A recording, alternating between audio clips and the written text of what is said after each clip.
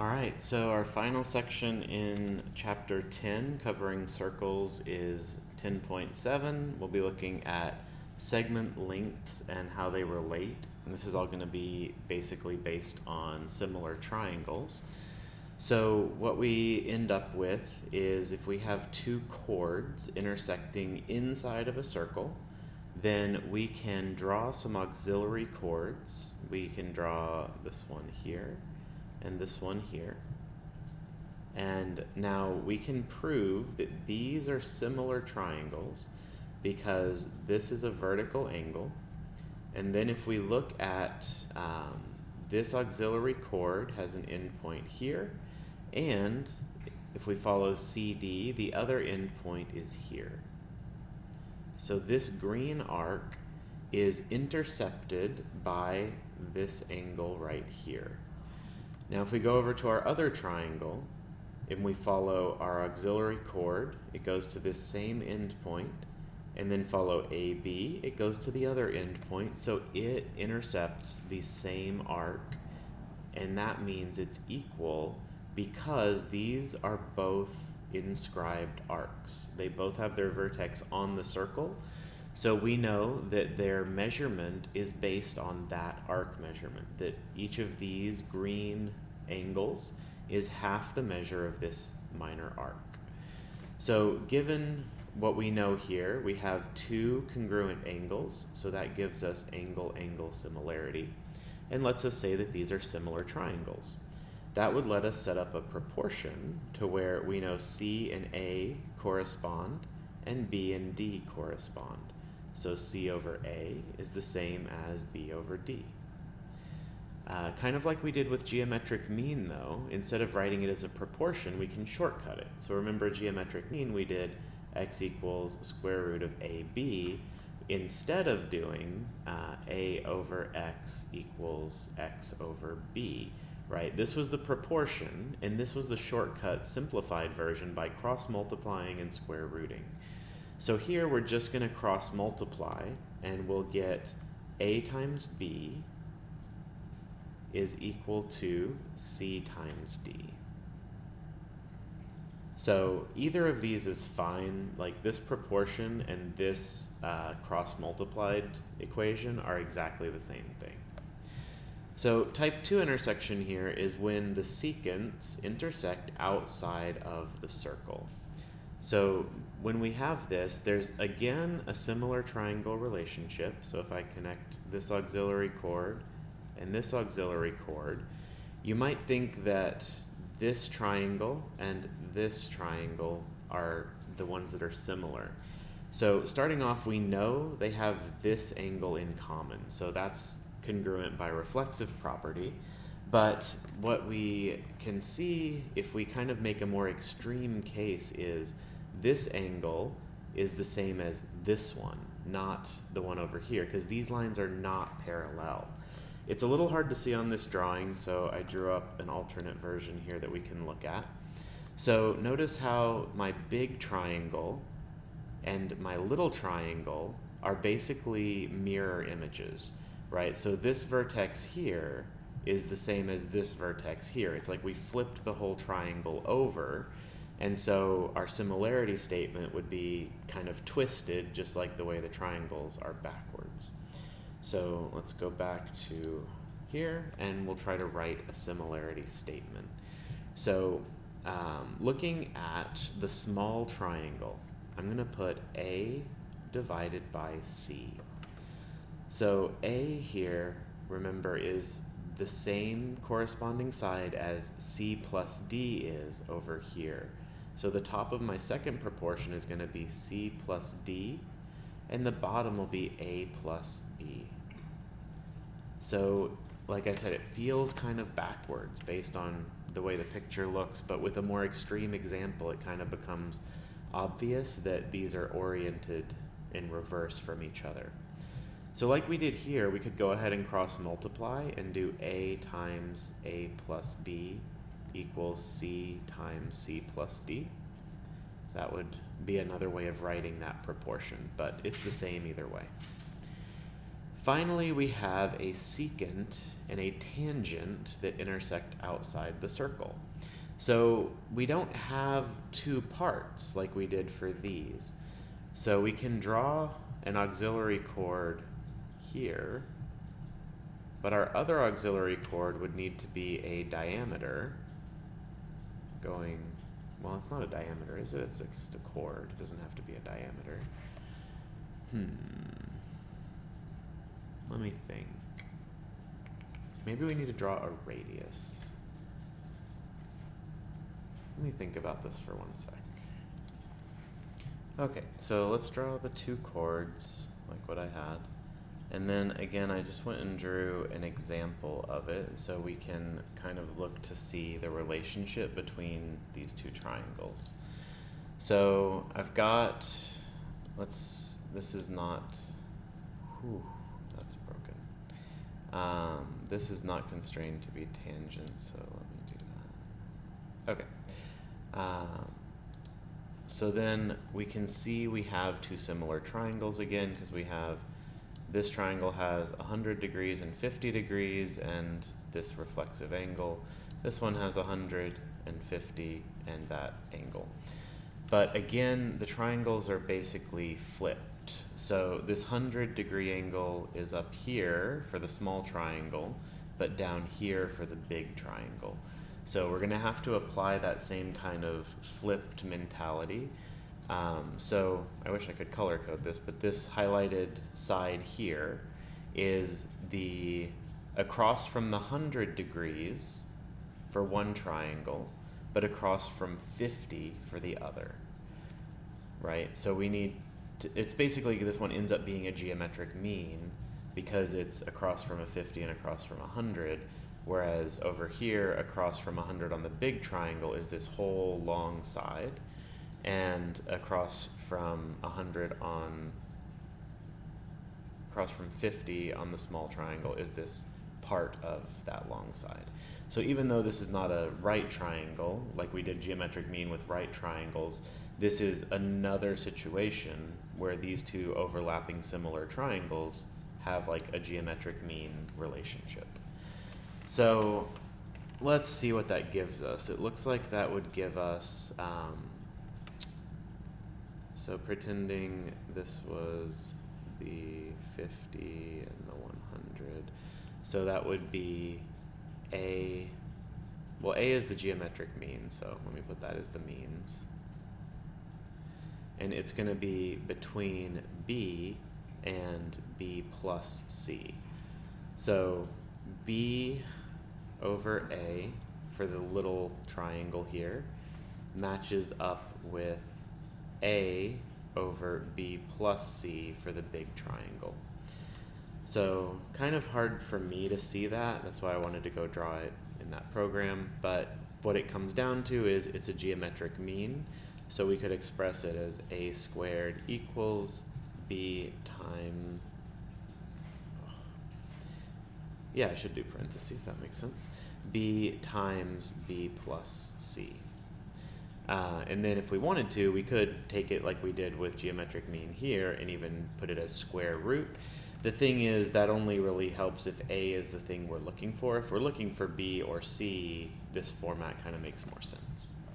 Okay, so we now have our three relationships, which are based on similar triangles, and whether you just memorize them or kind of try to picture the triangles and remember that for anything outside the triangle, the two triangles are flipped, they're mirrored from each other, then yeah.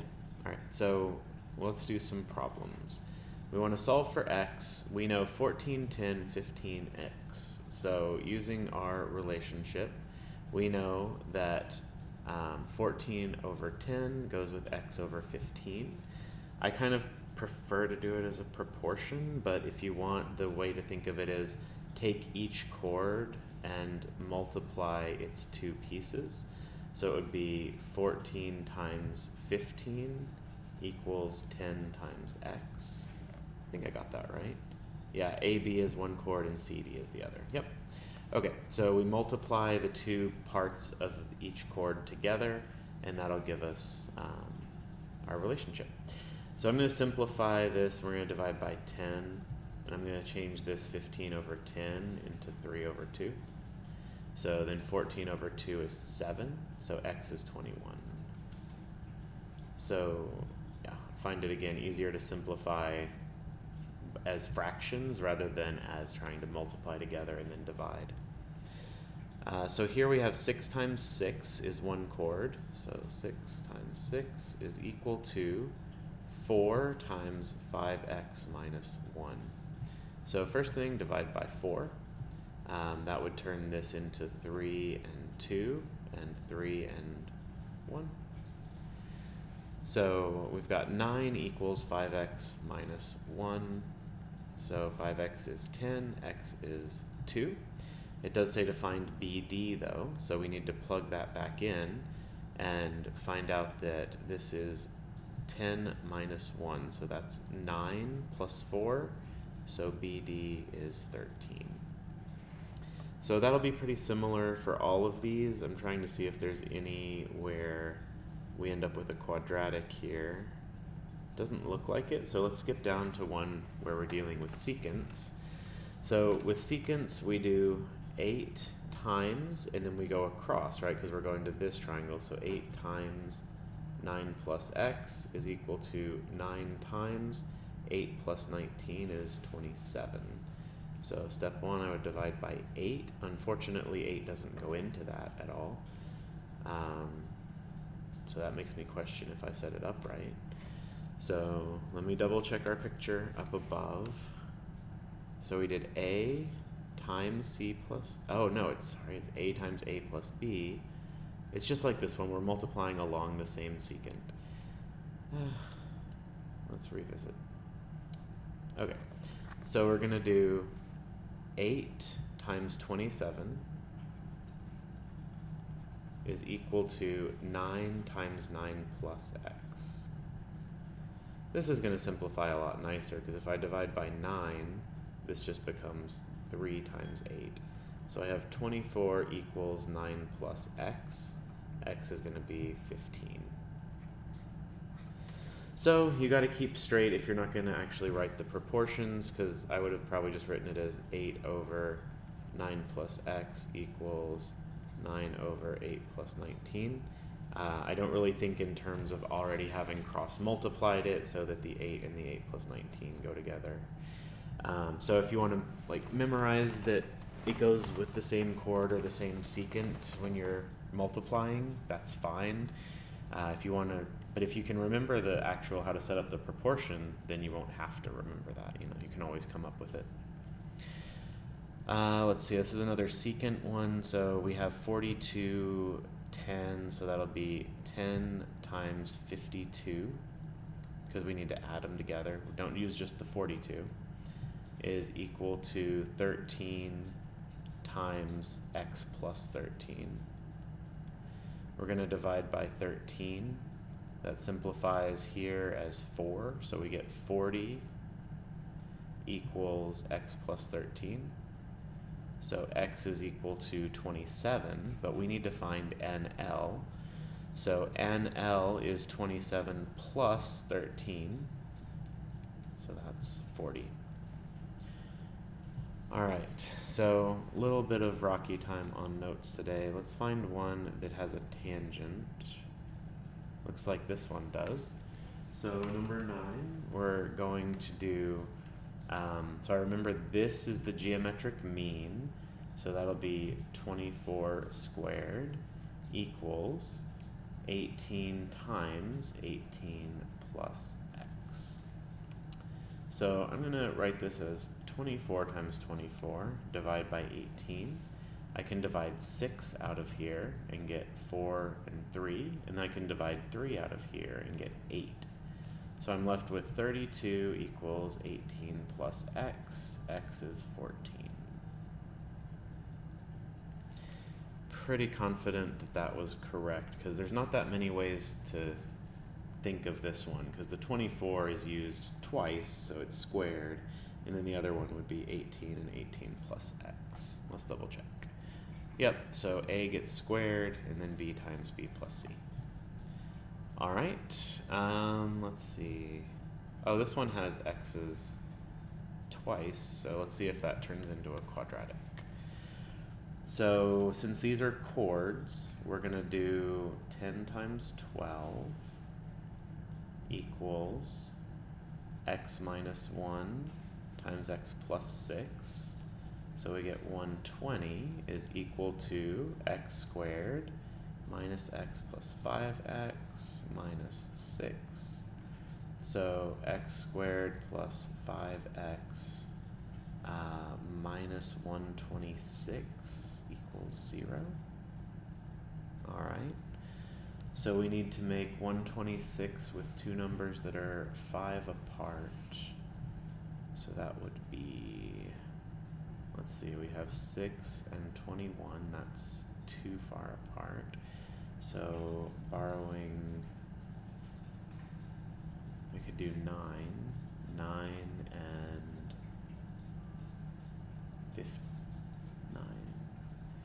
36, 14. Hey, that's 5 apart. That's the one. So that means we have, since my x squared coefficient is 1, I can just do x plus 14, x minus 9. So my solutions are 9 and negative 14. Negative 14 results in negative lengths, so x is only 9. And if I wanted to check that, I have 8, 15. 8 times 15 is 120. 10 times 12 is 120. Good, I found an answer that works. Yeah, so that's all we're doing with these. When you have decimals, remember you can always multiply by 10 to shift it over. And actually, since these are halves, let's do that one. So since these are halves, we don't want to multiply by 10, we want to multiply by 2. So we have 5.5 times the sum of those, 28, equals x times x plus 15. So here I would multiply both sides by 2, I think. Maybe not. Since I have this x. Yeah, I'm going to do it. So I multiply both sides by 2 and make that 11 and make that 2x. So I get 280 plus 28 is 308 equals 2x squared plus 30. So 2 divides, I guess I could have taken the 2 out of here instead of giving it to both sides. That would have been smarter. Whatever. So I'm going to take 2 out of everything now because I want a single x squared and I have a GCF of 2. So 154 equals x squared plus 15. So x squared plus, that's x's, right? 15x. X squared plus 15x minus 154 equals 0. So I'm trying to multiply to make 154 with a difference of 15. That's pretty far apart. 5, 9, 10. So if I divided by 2, I would get 78. If I divided by 4, I'd get 39. If I divided by 6, not 6, 39. If I divided by 13, it would be, it doesn't divide by 13. 77.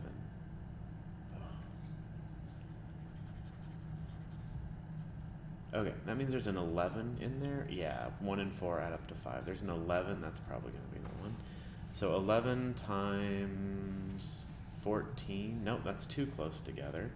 So we could borrow a 2 from there and do 22 and 7. That's 15 apart. We found that. Hooray. That was difficult. So the way I came up with that was just, I looked for factors and then I said, okay, well my prime factors were 2, 7, and 11. So I looked at how I could put those together and I put the 11 and 2 together to get 22 and that left the 7 over here. Okay, so my 22 is positive, my 7 is negative. So I have x minus 7, x plus 22. The negative 22 would result in a negative length, so that means x equals 7 is our only valid answer. If we plug that back in, that would be 7 times 22. 7 times 22 equals 5.5 times 22.5. No, times 28. So that's 14 times 11. Divide by 11, that's 2. 14 equals 14. Hooray, good answer.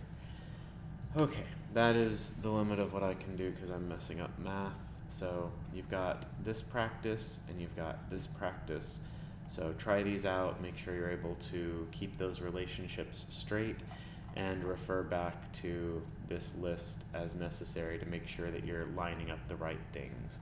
The nice thing about the multiplication version rather than the proportion version is that these stay within the same like segment, right? So like AB is one chord, CD is one chord, A times AB is along one secant, C times CD is along the other secant. Then A and A are the same, and then B and BC are along the same secant.